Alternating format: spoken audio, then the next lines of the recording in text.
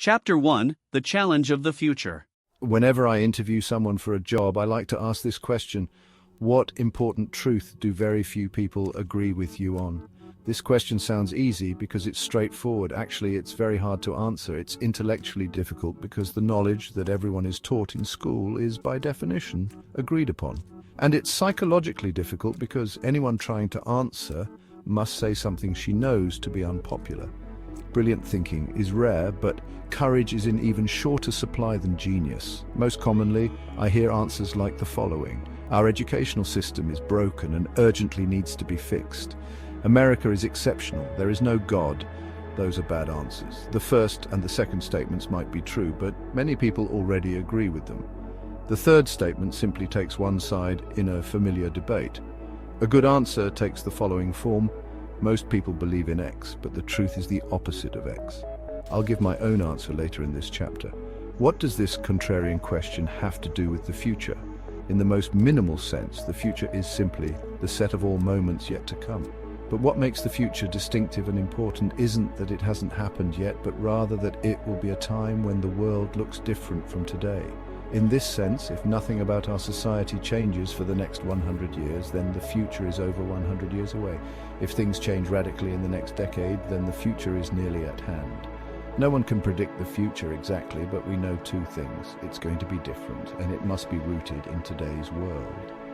Most answers to the contrarian question are different ways of seeing the present. Good answers are as close as we can come to looking into the future. When we think about the future, we hope for a future of progress. That progress can take one of two forms. Horizontal or extensive progress means copying things that work, going from 1 to n.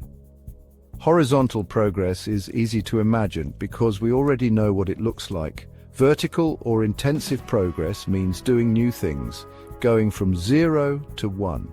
Vertical progress is harder to imagine because it requires doing something nobody else has ever done.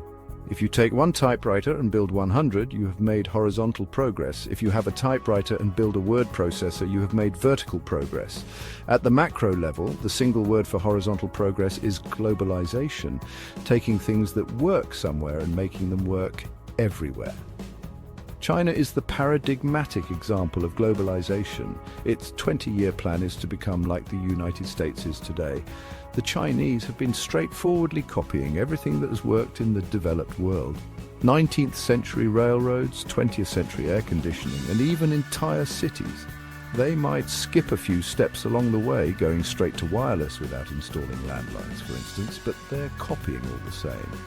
The single word for vertical, 0 to 1 progress, is technology. The rapid progress of information technology in recent decades has made Silicon Valley the capital of technology in general.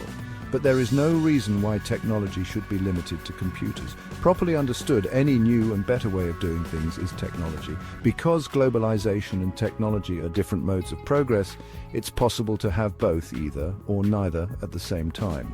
For example, 1815 to 1914 was a period of both rapid technological development and rapid globalization.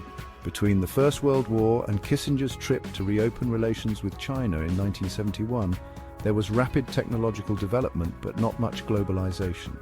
Since 1971, we have seen rapid globalization along with limited technological development, mostly confined to IT. This age of globalization has made it easy to imagine that the decades ahead will bring more convergence and more sameness. Even our everyday language suggests we believe in a kind of technological end of history. The division of the world into the so-called developed and developing nations implies that the developed world has already achieved the achievable and that poorer nations just need to catch up. But I don't think that's true. My own answer to the contrarian question is that most people think the future of the world will be defined by globalization.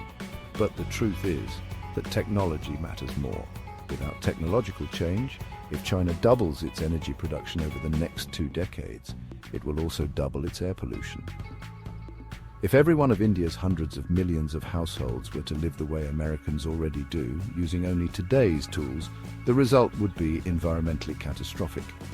Spreading old ways to create wealth around the world will result in devastation, not riches. In a world of scarce resources, globalization without new technology is unsustainable. New technology has never been an automatic feature of history. Our ancestors lived in static, zero-sum societies where success meant seizing things from others. They created new sources of wealth only rarely. And in the long run, they could never create enough to save the average person from an extremely hard life. Then, after 10,000 years of fitful advance from primitive agriculture to medieval windmills and 16th century astrolabes, the modern world suddenly experienced relentless technological progress from the advent of the steam engine in the 1760s all the way up to about 1970. As a result, we have inherited a richer society than any previous generation would have been able to imagine. New technology tends to come from new ventures, startups. From the founding fathers in politics to the Royal Society in science to Fairchild Semiconductor's traitorous 8 in business, small groups of people bound together by a sense of mission have changed the world for the better. The easiest explanation for this is negative. It's hard to develop new things in big organizations, and it's even harder to do it by yourself. Bureaucratic hierarchies move slowly, and entrenched interests shy away from risk. In the most dysfunctional organizations, signaling that work is being done becomes a better strategy for career advancement than actually doing work. If this describes your company, you should quit now. At the other extreme, a lone genius might create a classic work of art or literature, but he could never create an entire industry. Startups operate on the principle that you need to work with other people to get stuff done, but you also need to stay small enough so that you actually can. Positively defined, a startup is the largest group of people you can convince of a plan to build a different future. A new company's most important strength is new thinking. Even more important than nimbleness, small size affords space to think. This book is about the questions you must ask and answer to succeed in the business of doing new things. What follows is not a manual or a record of knowledge, but an exercise in thinking, because that is what a startup has to do. Question received ideas and rethink business from scratch.